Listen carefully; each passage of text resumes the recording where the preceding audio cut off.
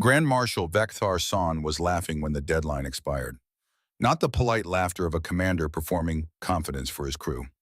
Not the measured chuckle of a diplomat making a point. This was the deep, unguarded laughter of a man who had spent 41 years being right about everything that mattered and had just been handed one more piece of evidence that the universe intended to keep it that way.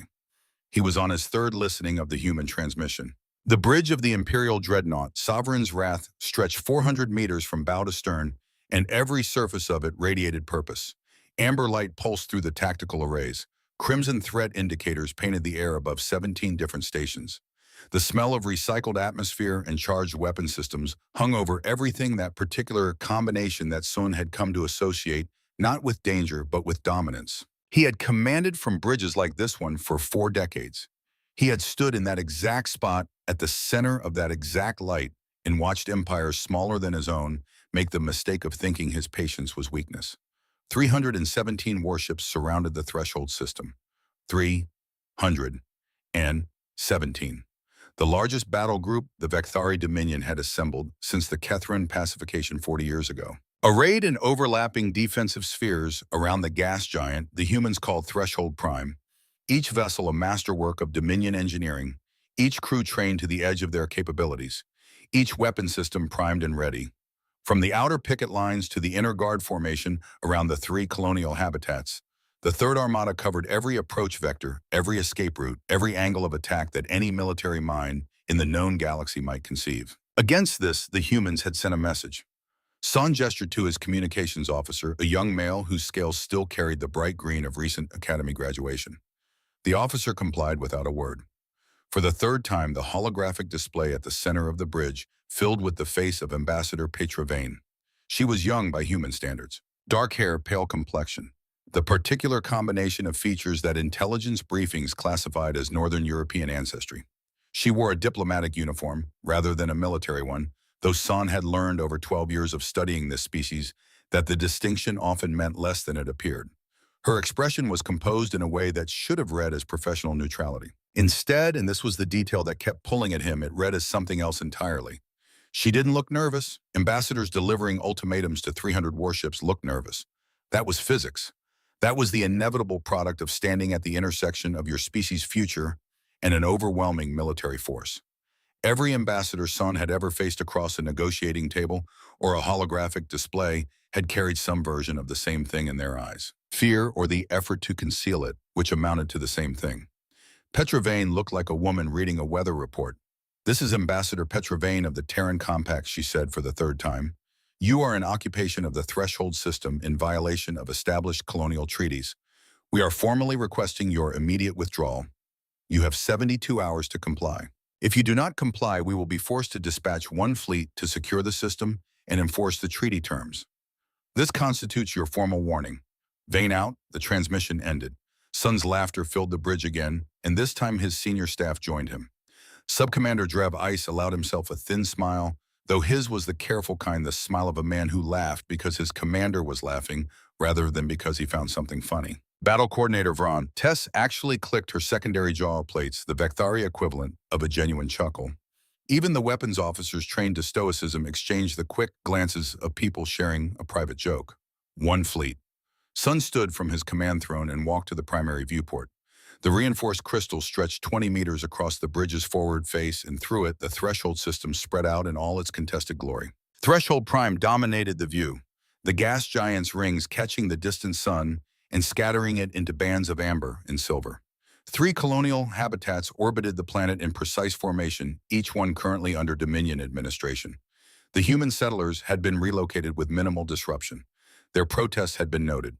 Their protests had been filed.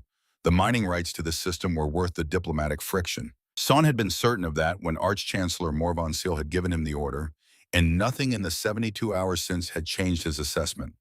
Subcommander Ice appeared at his shoulder, moving with the quiet efficiency that San had come to rely on across 12 years of service together. Ice was younger than San by nearly 2 decades, his scales still carrying the deep green of mid-career health, but he had a mind that processed tactical data the way water found cracks in stone, quietly, persistently, without drama.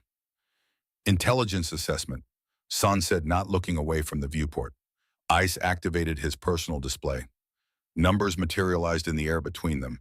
Terran compact total naval strength, current estimate, approximately 200 vessels. Distributed across 17 adjacent sectors. No single concentration above 30 ships within any monitored zone.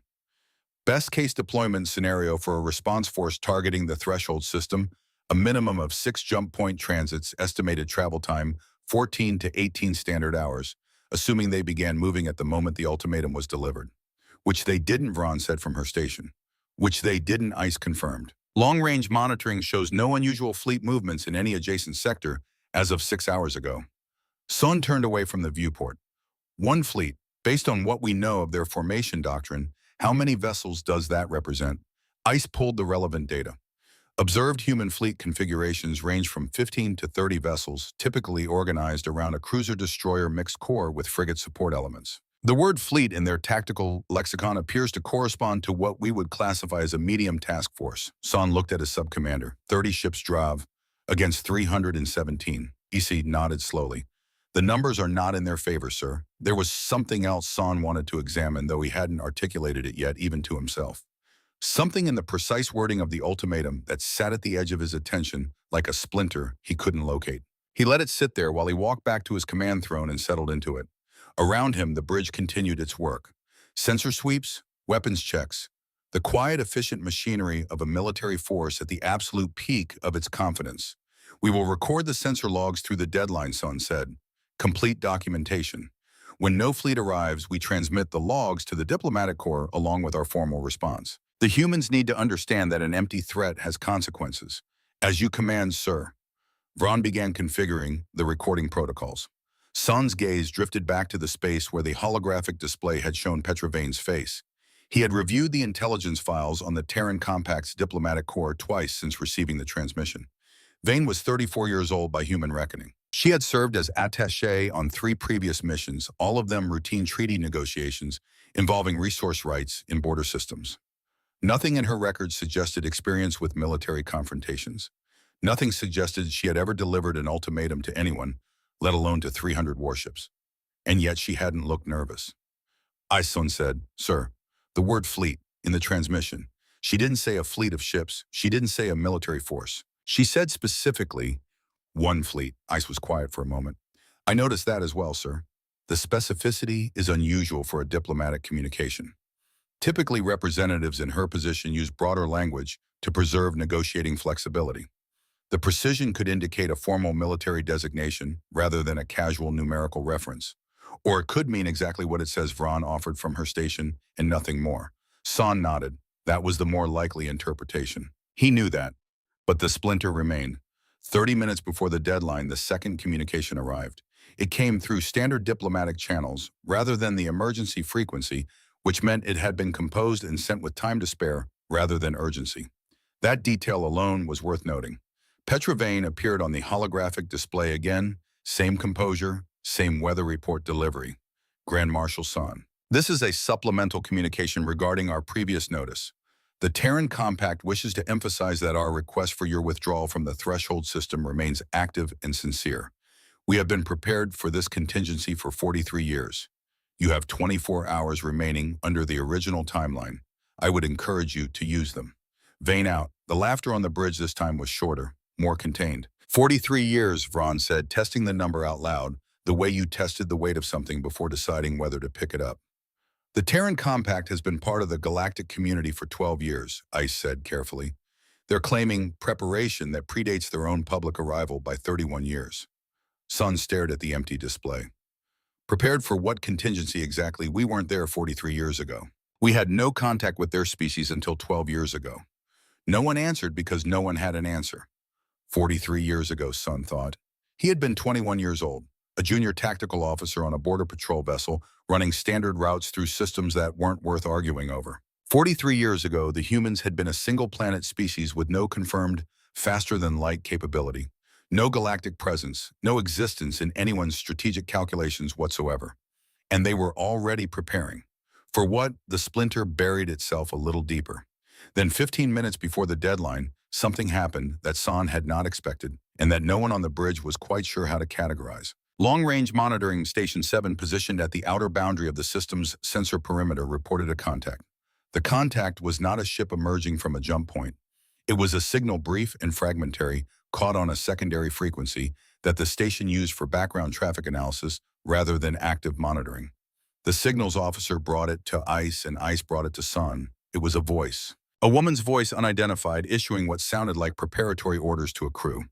The transmission lasted 11 seconds before the signal dropped. The content was operational rather than diplomatic references to system status, readiness confirmations, the compressed shorthand of a professional directing people who already understood the context. The direction of the signal was unmistakable. It had originated from somewhere in the outer system well beyond the boundary of any known approach vector. "They've already moved," Ice said quietly. "Whoever she is, sir, she was already moving before the deadline." Sun looked at his subcommander. "How long before the deadline did that signal originate?" Ice checked the timestamp against the transmission logs and looked up with an expression that contained, for the first time all day, something that was not quite amusement. "Based on the propagation delay, sir, that signal was sent approximately 14 hours ago." 14 hours, before Vane's supplemental communication. Before anyone in this room had any reason to believe the humans were doing anything other than composing their concession. Sun filed the information. He had no immediate use for it, but he was a man who had learned that unexplained details had a way of becoming relevant. The chronometer reached 0. Nothing appeared off the main sensor display. The Third Armada held its formation. The bridge was quiet, with the particular quiet of people who had expected nothing and received it. Sun allowed himself a long, slow breath of satisfaction. "As expected," he said. "Sir," the sensor officer's voice cut through the bridge's quiet confidence with a quality that stopped every other sound in the room. "Contact, single energy signature, system edge, bearing 273 Mark 15, distance 42 million kilometers." The officer's claws slowed over his console. "Sir, the mass displacement on this contact is reading equivalent to a Class 7 orbital installation. A Class 7 installation massed roughly 400,000 metric tons. It was the size of a minor moon. It was not something that moved through a jump point under its own power." "Recalibrate," Sun said. "Already running, sir." The recalibration confirmed the original reading. His voice dropped. "It's a single object, and it is moving at 0.72 light speed in real space." The bridge absorbed that in silence. 0.72 light speed in real space was not a number that appeared in any vessel classification database. It was a number that appeared in theoretical physics discussions about what would be required in energy terms to move mass at that velocity, and the result of those calculations was a figure that had no practical application, because nothing anyone had built could get anywhere near it. Something had. "Identification," someone said. The IFF query went out. The response returned at second 4. The sensor officer ratted aloud because he seemed to understand intuitively that this was the kind of information that needed to be heard rather than simply processed. "USS Resolute, Titan-class fleet carrier. Terran Compact Naval Registry." He paused. "Commission date 43 years ago."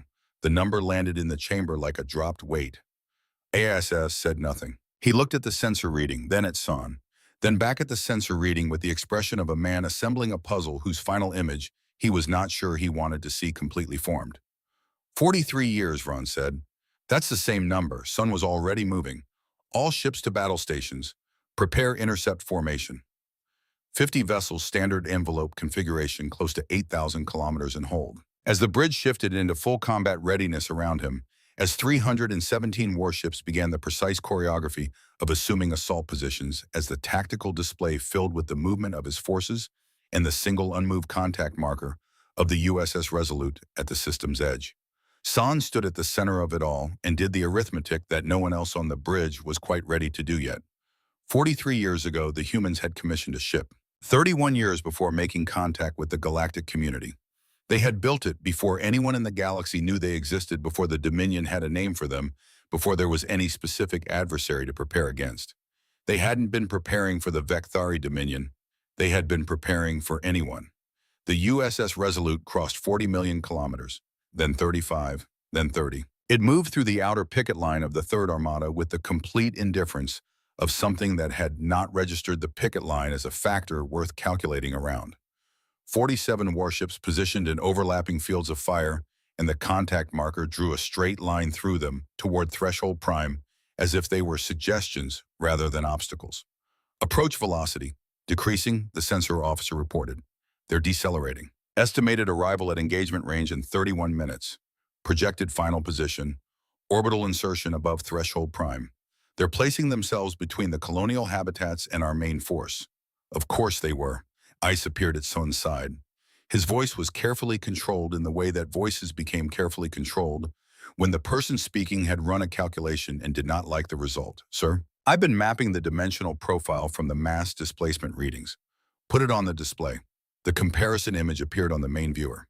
On the left, the silhouette of the Sovereign's Wrath, 2 kilometers of Dominion, engineering the heaviest ship in the Third Armada, the vessel that had served as Sun's flagship for 11 years, and that he had always thought of without quite articulating the thought as the definitive expression of what a warship was. On the right, the dimensional profile extrapolated from the USS Resolute's sensor readings.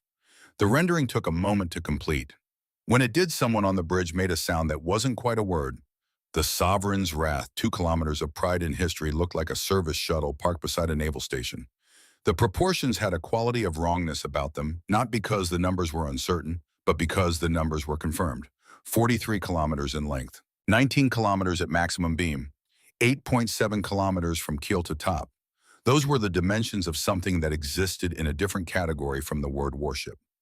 Those were the dimensions of something that the word warship had not been designed to describe. It's a city, Vron said very quietly. It's a flying city. It's a fleet carrier, Ice said. His voice had achieved a steadiness that San recognized as costing him something. The designation means it carries subordinate craft. That hull could contain hundreds of smaller vessels. It's not just one ship. It's a mobile operations base. Sun looked at the comparison image for a moment. Then he made himself look away because the productive response to an unexpected tactical situation was not to stare at what you didn't expect. The productive response was to engage it. 50 vessels at 8,000 kilometers, he said. Hold position. Open communications when they reach orbital insertion. The 50-ship intercept group swept into formation around the USS Resolute's projected path with the precision that Dominion naval doctrine had refined across 4,000 years of continuous development. Sun watched them move on the tactical display and noticed for the first time in a very long while that the geometry of his formation felt less absolute than it usually did. At 28 million kilometers, the USS Resolute's communication systems reached across the distance between them and opened a channel with the Sovereign's Wrath. Not in response to a hail, not through the standard protocol sequence of identification and connection. The channel simply opened in the way that a door opens when the person on the other side has a key. The Sovereign's Wrath's communication security was multi-layered, encrypted, with protocols that had not been compromised in 40 years of operational deployment. It opened as though the encryption was a formality that had been noted and set aside. The holographic display filled with a face. She was older than Petra Vane. Gray threaded through dark hair cut short and practical. Lines at the corners of dark eyes that had the quality of lines earned by sustained focus, rather than simply by time. She wore a uniform that was dark and almost deliberately understated, without the decorative elements that Dominion military tradition attached to rank and achievement. The insignia she wore were small and specific, the kind that communicated information to people who already knew what they meant. She was seated in a command chair that bore a structural resemblance to Sun's own throne. Behind her, a bridge spread across multiple levels, dozens of crew members working at stations that glowed with a soft, even blue light. Everything visible was clean, functional, and completely calm. She looked directly at Sun, not approximately at the camera, not in the general direction of the holographic pickup. Directly at him with the focused, precise attention of someone who had spent considerable time determining exactly where he would be standing. Grand Marshal Vector San, she said. Her voice was quiet, and it carried the weight of someone who had never needed to raise it to be heard. I am Fleet Admiral Rhea Harlow of the Terran Compact Naval Command. You were given 72 hours to withdraw your forces from the threshold system and restore the colonial habitats to their residents. You did not withdraw. Sun held himself very still. He was aware of his crew watching him, measuring his response the way crews always measured their commander's response in moments of unexpected pressure. He was also aware of a particular quality in Harlow's voice that he had not heard from a human before, a quality he had heard perhaps 4 or 5 times in 41 years from opponents who were worth the full measure of his attention. She wasn't performing confidence. She had it. Admiral Harlow, he said, you are significantly outnumbered. One ship, however large, cannot engage the Third Armada on favorable terms. I strongly suggest you hold your current position while we discuss a diplomatic resolution. Harlow's expression didn't change. Grand Marshal, she said, you currently have 50 vessels surrounding my ship in what you believe is an intimidation formation. I need you to understand something very clearly. She paused. 1 second. 2. We did not come here to negotiate, she said. We came here to enforce the withdrawal we requested. I am giving you one final opportunity to comply. Behind her on the bridge of a ship that was 43 kilometers long and had been built 31 years before she first appeared in anyone's records, her crew continued their work. Quiet, precise, completely calm. And in that moment, standing at the center of 317 warships that represented the absolute peak of Vekthari Dominion military power, Grand Marshal Vekthar Son felt the first cold touch of something he had not experienced in a very long time. Not fear, not yet. Something older and in many ways more significant. The feeling of a man who has just realized that the information he thought he understood was not in fact the information he had. The 50 Vekthari warships held their position at 8,000 kilometers. On the tactical display, they formed a sphere of overlapping fire coverage around the USS Resolute's orbital insertion point above Threshold Prime, each vessel precisely placed to ensure that any angle of attack or attempt at evasive maneuvering would be met with concentrated weapons fire from at least 6 separate directions simultaneously. It was a textbook envelope formation, the kind taught at every Dominion military academy as the standard response to a superior single vessel. Contain, constrain, demonstrate the mathematics of the situation. The mathematics were 317 to 1. Grand Marshal Son stood at the center of his bridge and watched the USS Resolute settle into its orbital position, and he noticed 2 things that he filed away without yet knowing what to do with. The first was that the vessel had not altered its trajectory by a single degree since entering the system. It had drawn a straight line from the system edge to Threshold Prime and followed that line with the complete indifference of something that had identified the optimal path and seen no reason to consider alternatives. The second was that its external systems had gone very quiet, not the quiet of a vessel powering down, the opposite. The quiet of a vessel that had completed its preparatory configurations and was now simply waiting in the way that a weapon waits after it has been aimed, and the only remaining variable is whether it will be used. Son opened the channel. Harlow appeared on the display. She was standing now rather than seated, which was the only visible change from the previous communication. Behind her, the bridge of the USS Resolute continued its calm, precise work. No one was running. No one was raising their voice. If 317 warships surrounding their vessel at engagement range was creating any measurable tension among her crew, it was not visible on their faces or in their movements. Admiral Harlow Son said, "You are currently surrounded by 50 of my ships at a range of 8,000 kilometers, with the remainder of my force positioned to reinforce within 4 minutes. I want you to consider your situation carefully before this conversation continues." "I have considered it," Harlow said. She clasped her hands behind her back with the ease of someone for whom the gesture was habitual. "Grand Marshal, I am going to say this once clearly because I believe you are a professional, and professionals respond to direct communication. The Threshold system is Terran Compact territory under the terms of the Haversham Colonial Accords, which your government signed 11 years ago. You have displaced our colonists, occupied our habitats, and ignored a formal request to withdraw. I am here to enforce compliance with a treaty your government agreed to." She paused. "I am asking you for the last time to order a full withdrawal from the system, to return the colonial habitats to their residents. Transmit a formal acknowledgement of the treaty violation through standard diplomatic channels. If you do this now, today, this remains a diplomatic incident. If you do not, it becomes something else." Son looked at her, looked past her at the bridge of her ship, at the dozens of crew members going about their work with that eerie professional calm. He thought about the mass displacement readings. He thought about 43, which kept appearing in connection with this vessel, and this species like a detail that was trying to communicate something he wasn't ready to receive. He thought about 41 years and 312 engagements. "Admiral," he said, with respect, "you are giving ultimatums from a vessel surrounded by 50 warships and backed by 267 more. Whatever capabilities your ship possesses, you cannot fight this engagement on terms that favor you. I would ask you to consider the situation from my position." Harlow was quiet for a moment. When she spoke again, something in her voice had shifted very slightly. Not in volume or temperature, in quality. The way a conversation shifts when one participant has finished being patient and moved to being precise. "Grand Marshal," she said, "I am going to ask my weapons officer to bring our defensive screens to standard operational power.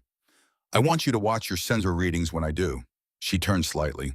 The movement brought a younger crew member into the edge of the frame, a man at a weapons station looking at his display with the focused attention of someone managing complex systems. Lieutenant Oran, defensive screens to standard operational power. The lieutenant's hands moved across his console. Screens active, Admiral, radiating at 18% capacity. Every alarm on the bridge of the Sovereign's Wrath activated simultaneously. Not in sequence. Not the graduated escalation of a sensor array processing unexpected data and flagging it through appropriate channels. All at once, as if the ship's systems had collectively agreed that whatever they were detecting was too significant to handle through normal priority queuing. Sun's sensor officer's voice cracked. Sir, energy spike. The power output from the human vessel just... He stopped. Finish it. Sir, the readings are... He stopped again. The second stop was worse than the first because it wasn't hesitation. It was a man confronting numbers his instruments were producing and his mind was refusing to ratify. He looked up from his console. Sir, the USS Resolute is currently radiating more energy through its defensive screens alone than our entire fleet's combined reactor output. Sun said nothing. These are confirmed readings, the sensor officer continued. I've run the diagnostic twice. The instruments are functioning within normal parameters. What they're reading would require a contained singularity to generate. That's not a reactor. His scales had gone pale along the jawline. Sir, that's a star. On the display, Harlow was watching him. Her expression had not changed. Grand Marshal, she said, what you are seeing is 18% of our defensive capacity. We are running on auxiliary allocation. I want to be transparent with you about what you are dealing with before this situation develops any further. Sun looked at her, he looked at his sensor officer. He looked at the readings on his tactical display, which were continuing to update with information that continued to make less sense by any framework available to him. And then he made a decision. He made it because 41 years of military command had taught him that there were two possible explanations for an apparently impossible tactical situation. The first was that the situation was genuinely as it appeared, in which case the appropriate response was to gather more information before committing to action. The second was that the apparently impossible elements were the product of deception, electronic warfare, sensor spoofing, psychological manipulation designed to create paralysis in the opposing commander. 41 years had also taught him that the second explanation was more common than the first. Genuine impossibilities were rare. Enemy deception operations were routine, Group Captain Dale Sun said. The commander of his 50-ship intercept group responded immediately. Sir, I want a warning shot across the bow of the human vessel. Single particle beam, minimum power, 200 meters clearance from their hull. I want to see how their screens perform against an actual weapons test. There was a pause that lasted approximately 2 seconds longer than acknowledgement protocols required. Sir Dale said carefully, our tactical analysis suggests that engaging the human vessel before we have better data on their actual capabilities may not be the optimal course of action. That was not a request, Group Captain.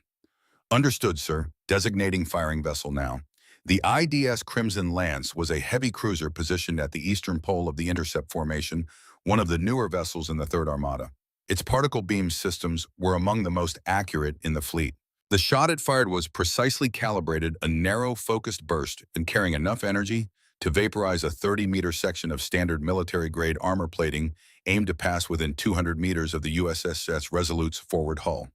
The beam crossed 8,000 kilometers in the time it took Sun to draw a breath. It struck the USS Resolute's defensive screen and stopped, not deflected, not absorbed in the shower of released energy that typically marked the interaction of a weapons discharge with a shield system. The particle beam struck the outer boundary of the USS Resolute's defensive field and stopped as though space itself had decided the beam was not permitted to continue in its current direction.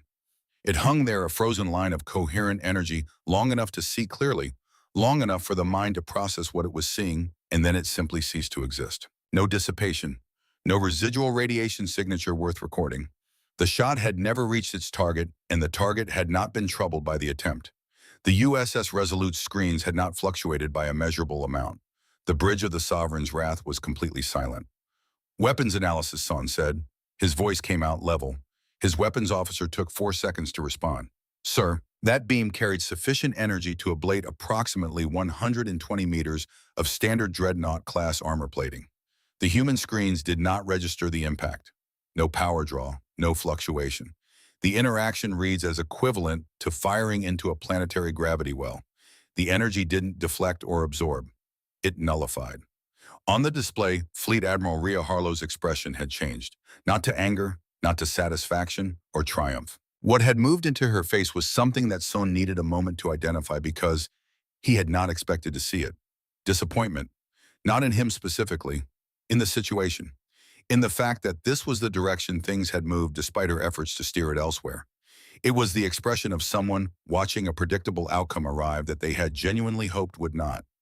Grand Marshal, she said quietly, you just fired on a Terran compact naval vessel. Under our rules of engagement, that constitutes an act of war. She let that sit for one beat. I am going to make an assumption that you did not fully understand what you were testing before you tested it. I am willing to attribute this to a lack of information rather than hostile intent, but only once. Son looked at her, looked at the readings his sensors were still producing, looked at the empty space where the particle beam had been. Something was happening in his mind that 41 years of military experience was working very hard to prevent. The careful architecture of certainty that he had built across 4 decades was encountering a specific kind of pressure it had not been designed to withstand. Not the pressure of a stronger enemy. He had faced stronger enemies and the architecture had held. This was different. This was the pressure of evidence that didn't fit the structure, arriving in pieces, each one small enough to rationalize, but accumulating into something that the structure was beginning to have difficulty containing. He pushed it back. He pushed it back because there was another explanation. There was always another explanation. The beam had been at minimum power. He had not yet committed his full force, and full force was qualitatively different from a single minimum power shot from a single ship. He had not yet asked the real question, which was not whether their screens could absorb a warning shot, but whether they could absorb everything simultaneously. The answer to that question was determined by physics, and physics did not make exceptions for impressive sensor readings. Subcommander Ice moved to his side. Sir? Son looked at him. Ice held his gaze.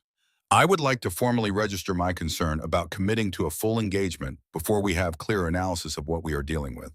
The data we have suggests.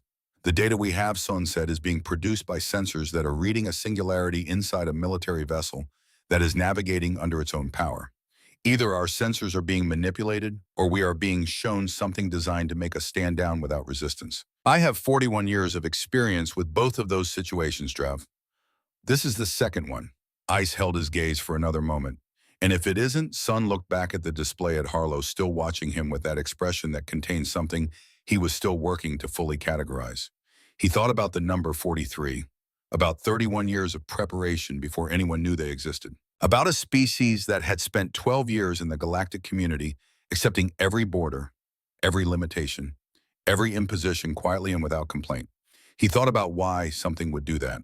And then he put the thought away because the answer it was suggesting was the kind of answer that his experience had taught him was almost never correct, and on the rare occasions when it was the time for useful conclusions, had already passed. Coordinator Vron, he said, all ships, full assault formation, every vessel, complete weapons engagement, simultaneous. The bridge moved. That was the only way to describe what happened in the next 90 seconds. The bridge moved and 317 warships moved with it, a single organism of directed military intention, reorganizing into the configuration that the Vecthari Dominion had refined over 4,000 years of continuous naval warfare. The envelope formation expanded and integrated with the main force. Ships repositioned from containment to assault. Targeting systems shifted from passive acquisition to active fire control. Every weapon system on every vessel reached its ready state and reported back through the tactical network. 317 warships. All weapons, simultaneous. There was a moment in the final seconds before the order to fire when San opened the channel to Harlow one more time. She was still on the display, still watching. The disappointment in her expression had deepened into something that looked, he thought, almost like grief. Not for herself, for the situation. For what was about to happen because she had not been able to prevent it. Surrender your vessel, San said, immediately, or we will take it by force. Harlow closed her eyes. It lasted less than a second.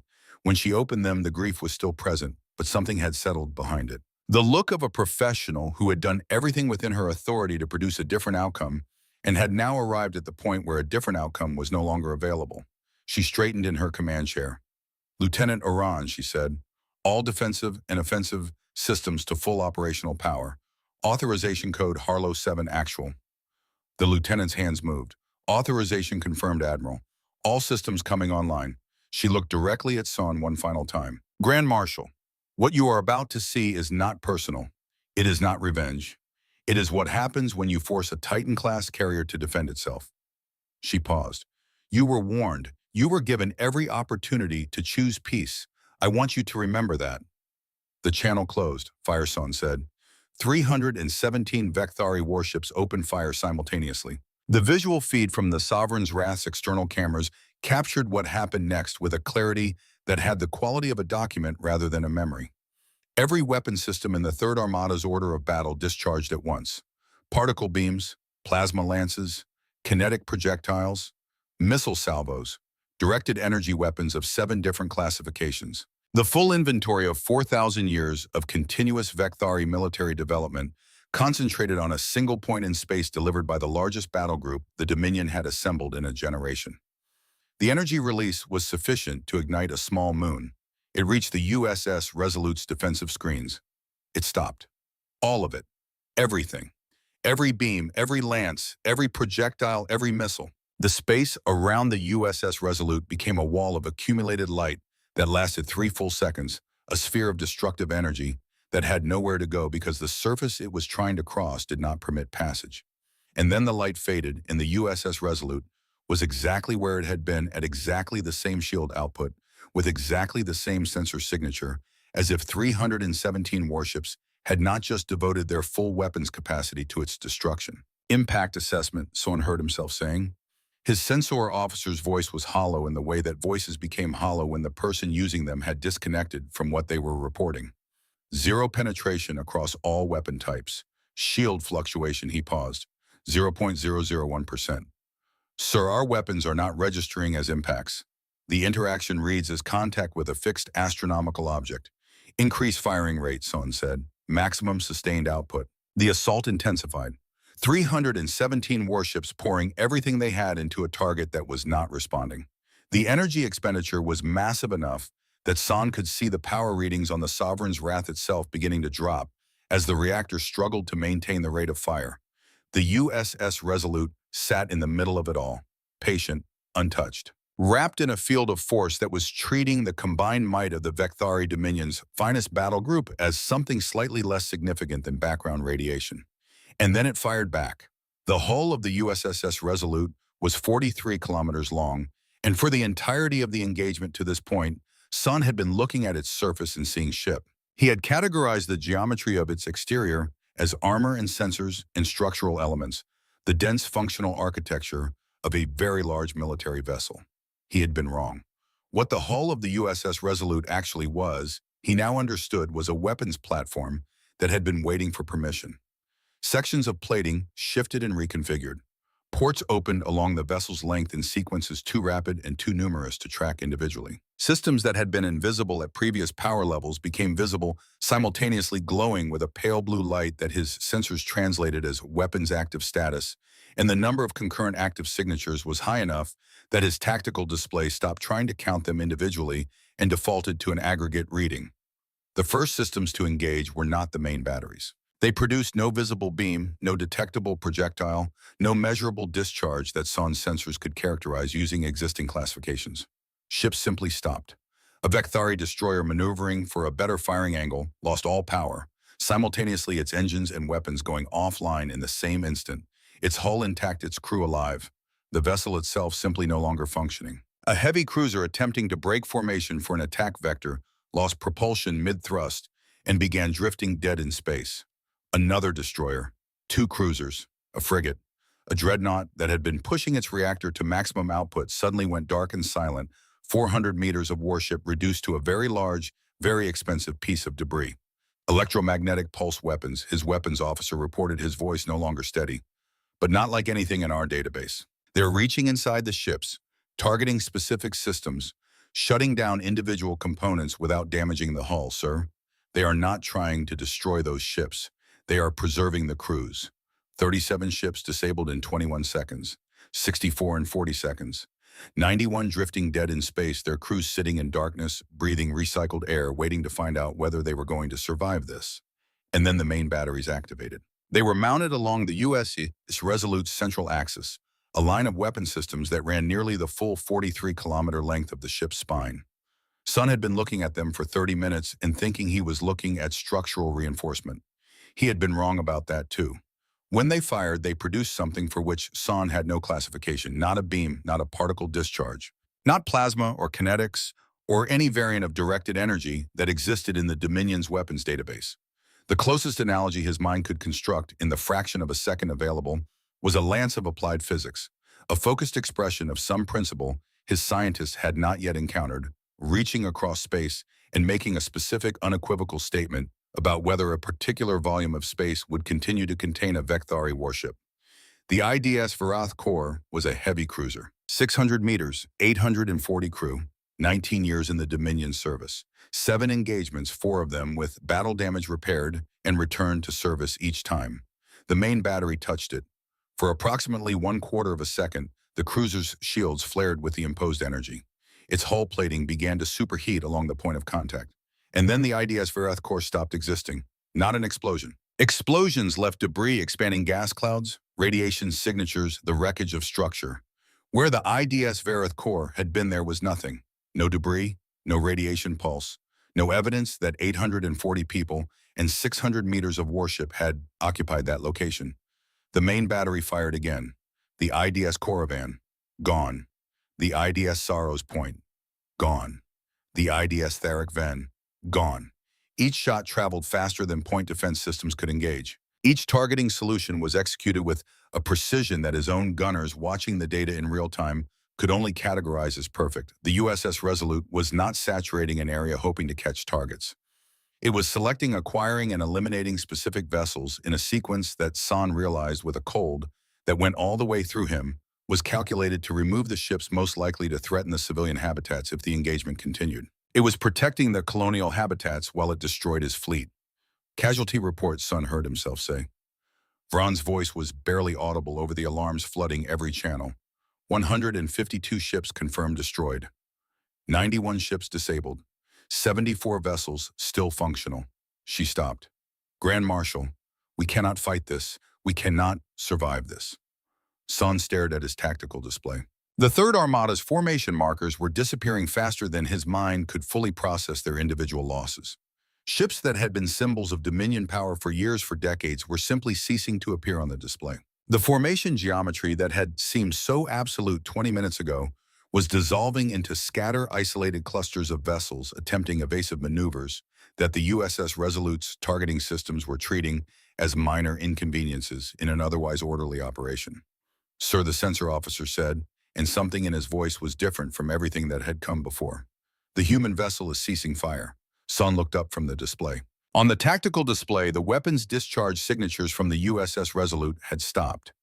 74 of his ships were still functional. The USS Resolute could have continued. It had stopped because it had made a decision to stop. Fleet Admiral Harlow is hailing us, I said. His voice was very quiet. On screen, Harlow appeared. She looked tired.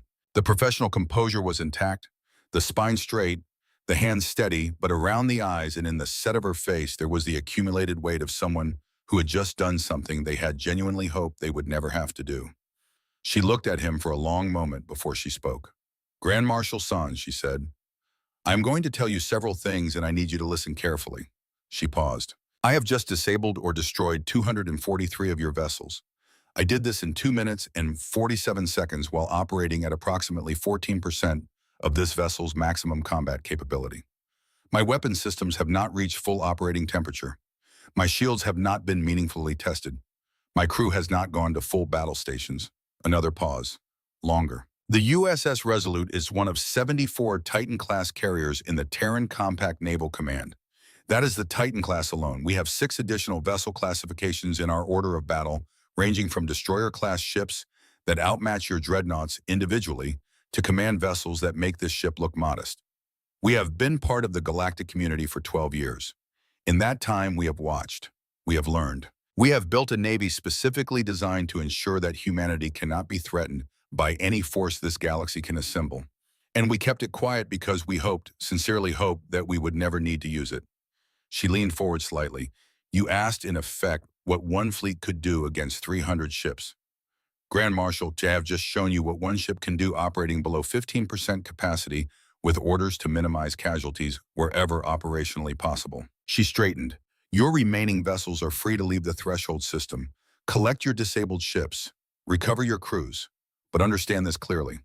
This system belongs to the Terran Compact. It has always belonged to the Terran Compact. And if the Vecthari Dominion violates our borders again, if you threaten our people again, if you make the mistake of assuming that our preference for peace indicates an inability to wage war. She paused, and what moved into her voice was not a threat, but a statement of plain fact delivered by someone who had no reason to make it anything other than plain. I will bring all 74 Titan-class carriers to your home system, and I will give your government exactly the same choice I gave you today. She held his gaze. You have 1 hour to begin your withdrawal. I suggest you use it well. The channel closed. San sat in his command throne. Around him, the bridge processed the information of its own defeat. Damage reports from ships that were still transmitting. Silence from the 252 that weren't. Emergency beacon signals from 91 disabled vessels, where thousands of crew members were waiting in the dark to find out what came next. Ice was standing beside him. He had not moved since the firing stopped. What are your orders, Sir San looked at the display. Looked at what was left of the Third Armada. Looked at the USS Resolute, which had not moved from its orbital position above Threshold Prime, sitting between his remaining ships and the colonial habitats, with the patient permanence of something that would still be there long after his decision had been made. Signal all surviving vessels, he said. He heard his own voice and was surprised by what was in it. Not defeat, not anger, something quieter than either. Full retreat. Rescue operations for all disabled vessels. We are leaving. He stood from his command throne and walked to the viewport for the last time as a commander with a fleet behind him, and the threshold system Ice said carefully. Sun looked at Threshold Prime hanging in the middle distance, patient and unchanged, its rings still catching the light. The colonial habitat still orbited it. The USS Resolute still guarded it. The threshold system belongs to the Terran Compact, he said. It always did. We were simply too certain to understand what that meant. The rescue shuttles launched before San had finished composing the withdrawal order. 23 of them moving in coordinated sequence from the USS Resolute's ventral bay doors, each one following a precise flight path toward a specific disabled Vecthari vessel. They did not ask permission. They did not hail the Sovereign's wrath to announce their intentions or request clearance or wait for any acknowledgement from the Dominion command structure. They simply went with the quiet efficiency of a plan that had been prepared well in advance of the engagement by people who had calculated with apparent certainty that there would be disabled ships requiring assistance before the day was finished. Sun watched them on the tactical display. 23 small contacts fanning outward from the USS Resolute toward 91 dark ships drifting in the debris field of the Third Armada. Each shuttle carried a medical team and a technical crew.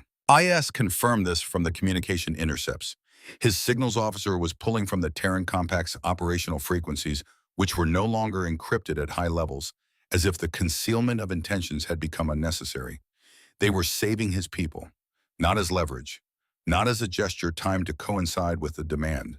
The shuttles had launched before any negotiation about the fate of the disabled crews had taken place, before anyone had made any agreement about anything. The Terran Compact's rescue operation had begun at the moment the USS Resolute stopped firing, and it had begun because that was what they did automatically without being asked, apparently without needing to decide. Sun stood at the viewport and watched the 23 shuttle contacts reach their assigned vessels one by one, and thought about a species that built overwhelming weapons and then spent the aftermath of using them, saving the people those weapons had put at risk. He thought about that for the 8 hours it took the Sovereign's wrath to reach the nearest stable jump point. Then he went to stand before the Arch-Chancellor. The emergency session of the Vecthari Dominion War Council convened in the Great Hall of the Imperial Command Complex on Vecthar Prime, and the room itself seemed to understand the weight of what it was being asked to contain. The hall was built for triumph. Its architecture spoke the language of conquest, high ceilings, and deep chambers and walls carrying the carved records of 4,000 years of Dominion military history. Every major victory was here. Every expansion. Every species brought into the Dominion's order, peacefully or otherwise.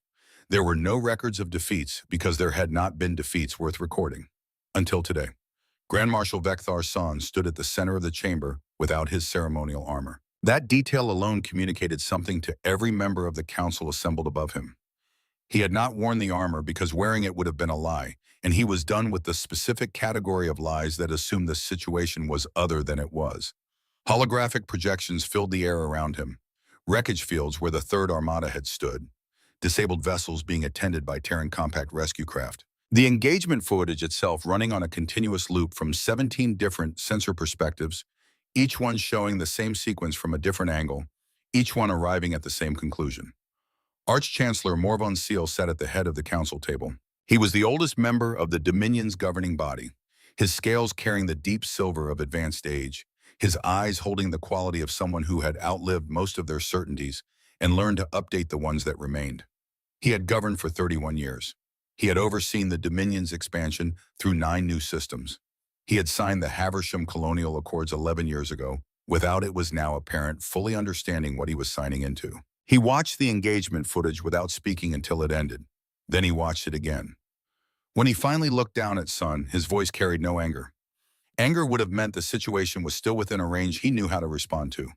What his voice carried instead was the careful neutrality of a man who had been operating on a set of assumptions for a very long time and had just been presented with evidence that the assumptions were wrong from the foundation. 152 ships confirmed destroyed, Seal said. 91 disabled and currently under Terran compact rescue operations. 243 vessels, lost or incapacitated in total, Grand Marshal. He let the arithmetic settle over the chamber like smoke. 6,891 confirmed dead. The largest military loss in Dominion recorded history. His eyes settled on Sun, against one ship, in 2 minutes and 47 seconds. Yes, Arch-Chancellor Sun said. There was nothing to add to that. The numbers said everything that needed to be said. Seal turned to the figure standing to the right of the council table. Fleet analyst Yara Kell was the head of the Dominion's Military Intelligence Division, a position she had held for 9 years.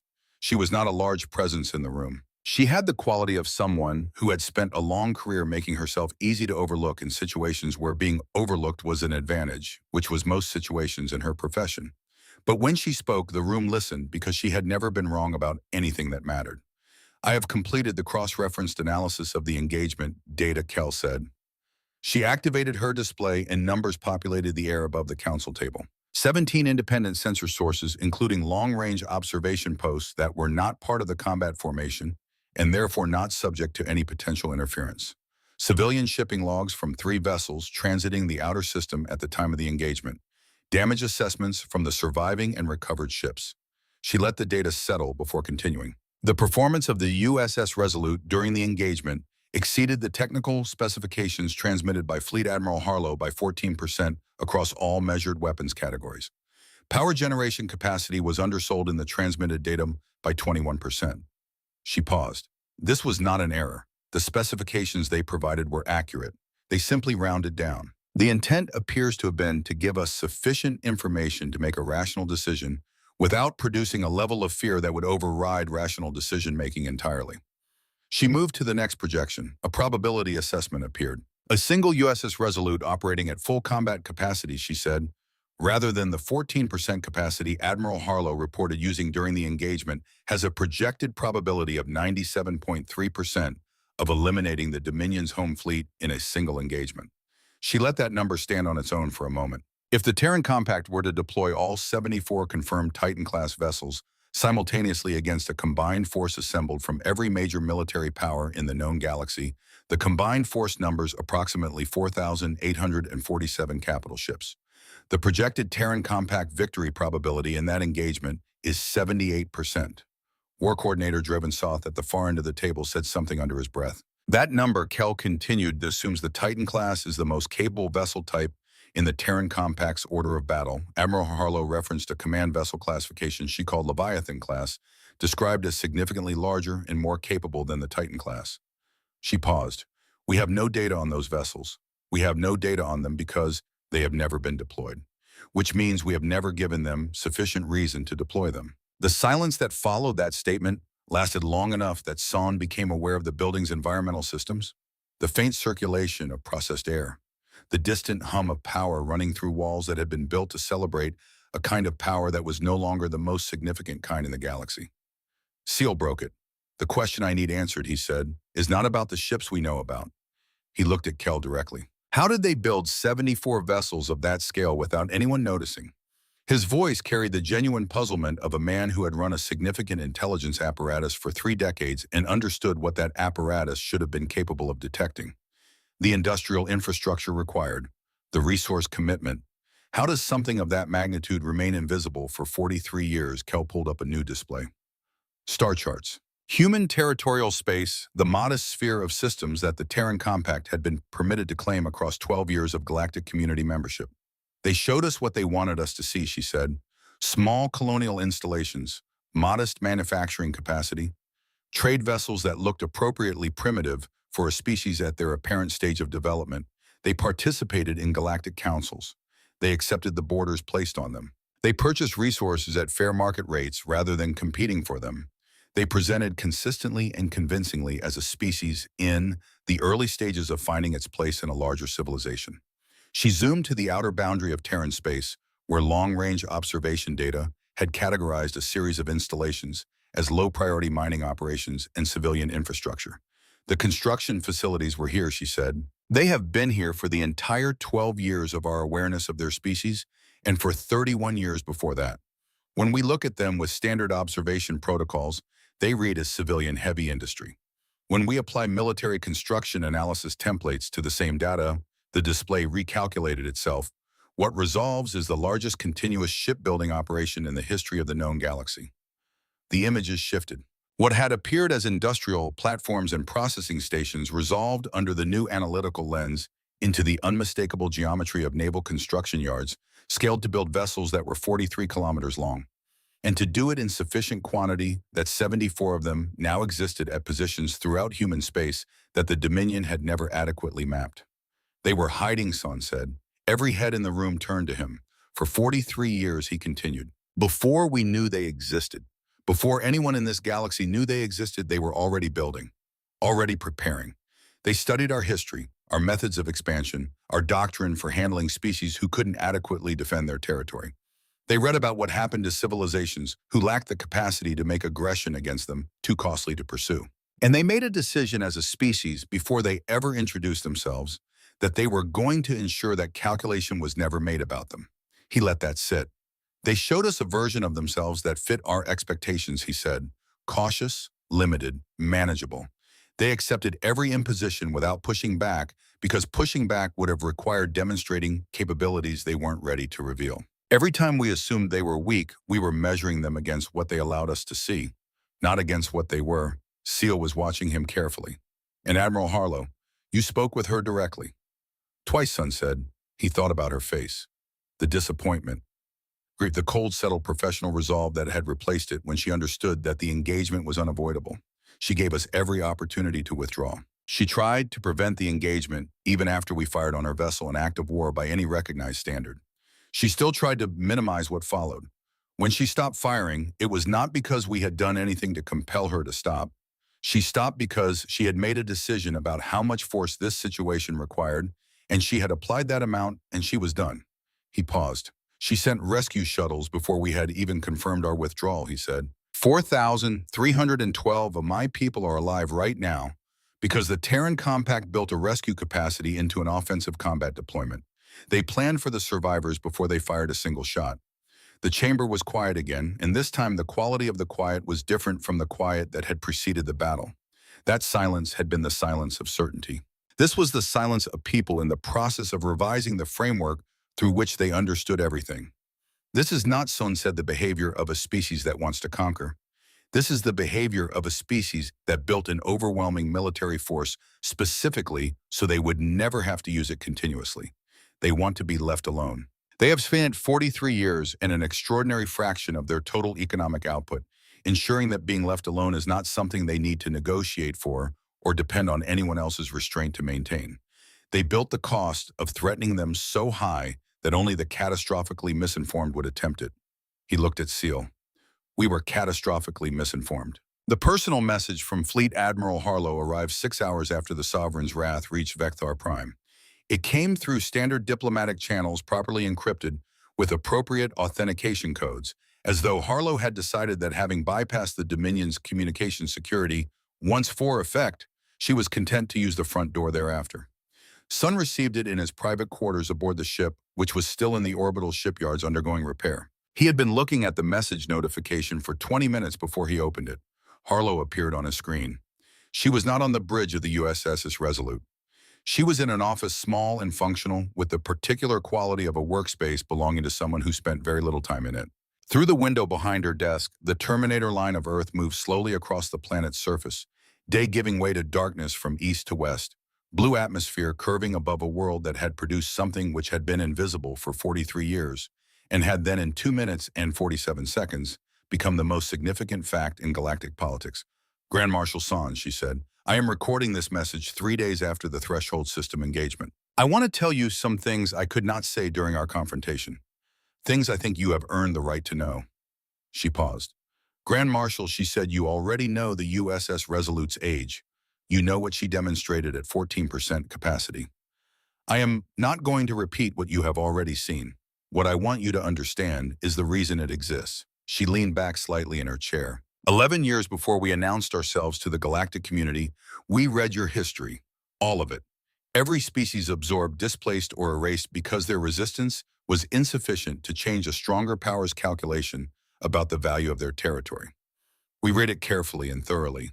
We read it the way people read a warning they intend to take seriously. We made a decision as a species, she said, not a government decision. A species decision, and it was not made lightly. We closed hospitals. We deferred schools and infrastructure and the ordinary improvements that make daily life better. We made our people poorer for 20 years, and we did it with their full understanding of why, because they had read the same history and reached the same conclusions. 15% of the Terran Compact's total economic output sustained for 2 decades diverted to a construction program that appeared in every public record as civilian infrastructure in the outer solar system. The result is the USS Resolute and 73 ships built after her, each one more capable than the last. She is the oldest. She is the weakest. The newest vessels in our order of battle outperform her by 22% across all categories, and the yards have not stopped. She met the camera directly. I want to close a question that I suspect has been bothering you since the beginning of this, she said. The phrase one fleet in our original diplomatic communication was not rhetorical. In Terran Compact naval doctrine, a Titan-class carrier is classified as an independent fleet unit. The designation is technical, not numerical. It refers to the vessel's capacity to conduct full-spectrum naval operations without support from additional assets. The USS Resolute is under our doctrine a fleet in the same sense that a city is a population center. The term is accurate regardless of how many physical components are involved. She paused. We sent one fleet. That is precisely what we said we would do. We have never made a military statement to your government that was imprecise. She stood and moved to the window, and for a moment she stood with her back to the camera, looking at Earth rotating slowly in the last of the afternoon light. We don't want your territory, she said. We don't want to govern your people or restructure your civilization or impose anything on anyone. We want what we have always wanted since the moment we decided to announce our existence to a galaxy we had already determined was dangerous. We want to be left alone. We want our colonists to live in safety. We want our borders to mean something. She turned back to face the camera. Your remaining ships will encounter no interference on their return to Dominion space. The disabled vessels we assisted will be returned to Dominion custody. We will not be seeking reparations or additional concessions beyond the return of the Threshold System and the formal apology your government is composing. We consider this matter resolved. She was quiet for a moment that felt, even on a recording, like something considered. I hope very much, Grand Marshal, that nothing like this is ever necessary again. Not because we cannot do it, but because I have seen in our own history what it costs a species to spend too long doing things that are necessary. I would like humanity to be spared that particular cost for as long as possible. The message ended. Sun sat in the quiet of his quarters for a long time. On the screen, the display had returned to the standard interface, waiting for the next instruction. Outside the viewport, Vector Prime rotated in the middle distance, its surface lights visible in the dark sector where the orbital night was deepest. He had known. Not consciously, not in any form he could have articulated and acted on in time. But the information had been there in pieces, each one individually explainable, each one individually dismissible, and he had dismissed each one because he had not wanted to assemble them into what they were pointing toward. The 43 years. The precision of the language. The absence of fear in Petrovan's eyes. The fact that the USS Resolute had already been moving before the deadline expired. He had known that something was different, and he had decided that 41 years of certainty was a more reliable guide than the details that were trying to tell him otherwise. He had made the same mistake that the Dominion had been making about humanity for 12 years. He had measured them against his expectations rather than against what was actually present. He had seen a species that accepted its limitations quietly and concluded that the acceptance reflected genuine limitation, when in fact it reflected something else entirely. It reflected a species that had thought further ahead than he had, that had understood something about the long calculation of survival that his 4,000 years of institutional history had not prepared him to recognize. They had been patient, not the patience of the weak, which is the patience of those who have no other option, the patience of the strong, which is the patience of those who understand that the right moment properly awaited costs less than the wrong moment hastily seized. The footage of the threshold system engagement reached every corner of the known galaxy within 3 weeks. Not through official diplomatic channels, not through the formal military assessment networks that governments use to share strategic intelligence with counterparts. It traveled the way genuinely transformative information always traveled, through the informal infrastructure of people who needed to know when the thing they thought was true had stopped being true. A signals officer on the Pelthian Confederation border patrol vessel received it from a contact at a neutral trading station and watched it 4 times before forwarding it to his command.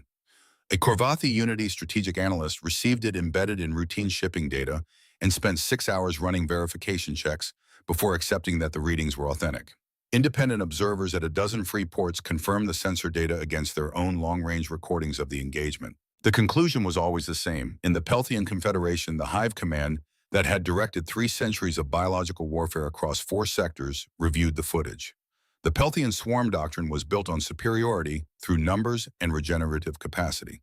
Numbers could replace losses. Biological systems could repair damage. The mathematical foundation of their military philosophy rested on the assumption that against sufficient mass applied over sufficient time, any enemy could be worn down to ineffective resistance. The footage from Threshold showed what happened to that philosophy when it encountered something that did not respond to attrition the way the philosophy assumed everything did. The Swarm Queens sent emissaries to the Terran Compact within 11 days. The communication they sent ahead of the emissaries was brief, and for entities that typically express themselves through elaborate chemical signaling and threat display, remarkably direct. We wish to discuss terms of mutual respect. We have reviewed the threshold engagement. We have no interest in occupying the position the Vecthari Dominion occupied at any point during those 2 minutes and 47 seconds. In the Corvathi Unity's strategic assessment centers, military analysts who had spent careers studying weapons technology and energy physics watched the USS Resolute's defensive screen absorb the combined fire of 317 warships and ran the numbers through every analytical framework they possessed. The frameworks did not produce a coherent answer. The energy interaction was not a more efficient version of known shield technology. It was not a scaled-up application of defensive principles they already understood. It was something operating on principles their physics had not yet derived, and the gap between what they knew and what they were watching was not a matter of decades. It was something wider and less bridgeable than that. In the neutral stations and free ports where merchants and captains gathered to conduct business and exchange information, the story accumulated as important stories always did. What remained consistent across every version, in every language, in every species retelling, was the essential shape of it. 1 ship, 1 warning ignored, 2 minutes and 47 seconds, and then the choice made without being asked to stop. That last part seemed to matter to people in a way that surprised them when they tried to explain why. 3 weeks after the engagement, Sun stood at the viewport of the Sovereign's Wrath for the last time as its commanding officer. The transfer of command was scheduled for the following morning. His resignation from active service had been accepted by Arch-Chancellor Seal, with the particular formality that the Dominion used to mark moments it wanted history to record accurately. The acceptance communicated neither blame nor absolution, which was probably the most honest response available.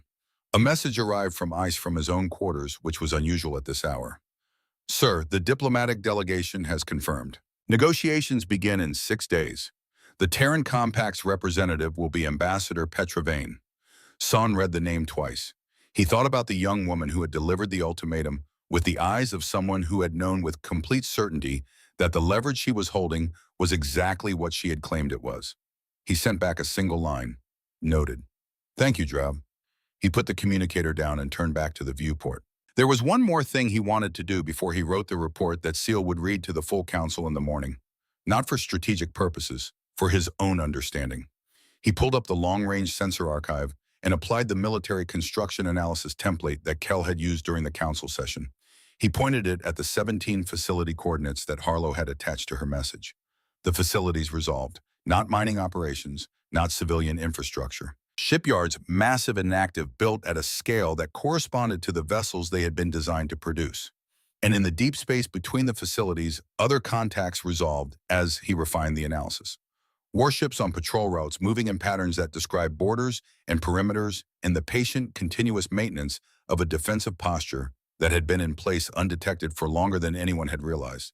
He looked at the industrial capacity for a long time, at the yards still active, at the ships still being built, at the scale of what had been quietly, patiently assembled over 4 decades by a species that had read the history of everyone who came before them and decided collectively that they were going to be different. Then he closed the display and went to write the report.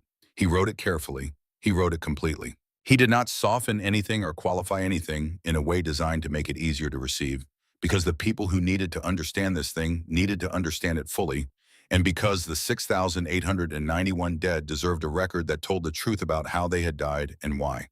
He was finished before dawn. He set down the stylus and looked at the first line he had written, the line that would become the permanent opening of the Dominion's most significant strategic reassessment in 4,000 years of recorded history.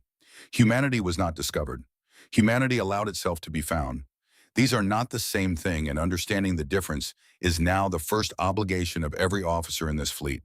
He read it over once, then he set it aside and walked to the viewport for the last time. Outside, Vecthar Prime turned slowly in the deep, and the stars held their positions without comment. They had watched empires before.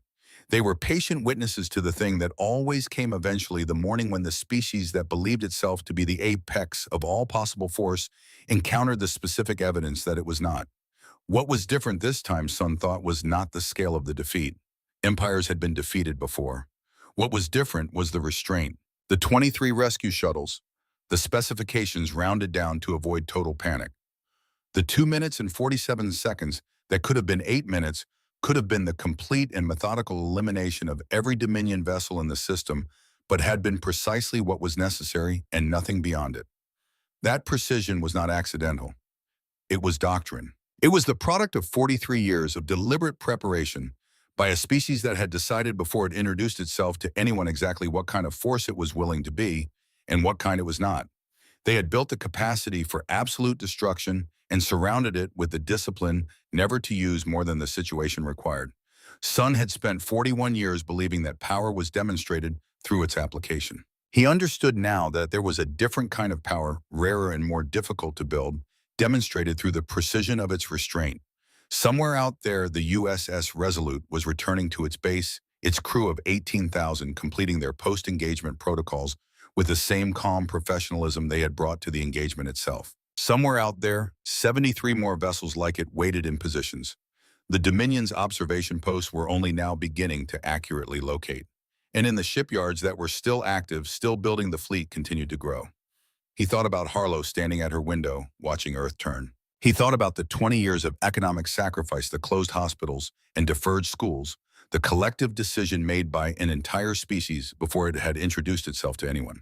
He thought about what it meant to look at 4,000 years of galactic history and decide with that full record in front of you that you were going to be the species that broke the pattern, not by conquering, not by expanding, by becoming so capable of defending what was theirs that the calculation of attacking them would never resolve in favor of the attacker. He thought it was in its own way the most significant military achievement he had ever encountered. Not the weapons or the shields or the technology that his scientists would spend years trying to understand. The patience, the discipline, the 43 years of preparation carried out in silence by people who believed correctly that the work itself was more important than the recognition of it. The stars did not move. Below him, Vecthar Prime continued its rotation, indifferent and ancient, carrying on its surface the records of an empire that had believed itself to be the final word on the subject of power. The empire was still there. It would adapt, as Seal had said. It would rebuild its relationship with humanity on different terms. It would send Petra Vane a delegation that listened rather than dictated, and it would sign whatever agreements were put before it with the full understanding of what the alternative looked like. But Sun knew standing at that viewport in the last quiet hour before the transfer of command that something had ended the night the USS Resolute held its position above Threshold Prime and chose when it could have continued to stop. Not the Dominion would survive. What had ended was the assumption that the known galaxy had been fully mapped, that the order of power had been established, that the species who moved quietly and accepted their limitations and never pushed back against what was imposed on them were doing so because they had no other option. The stars outside the viewport had watched that assumption end, and they had watched it end without drama, without ceremony, in the quiet space between a weapon that had fired and a weapon that had chosen not to. That San thought was the lesson that 4,000 years of Dominion history had not prepared anyone to teach. He turned from the viewport, picked up the report, and walked toward the door. Behind him, the stars remained where they had always been, patient, constant, waiting as they had always waited for the next species to learn what the ones before them had learned, or to learn what this one had learned instead.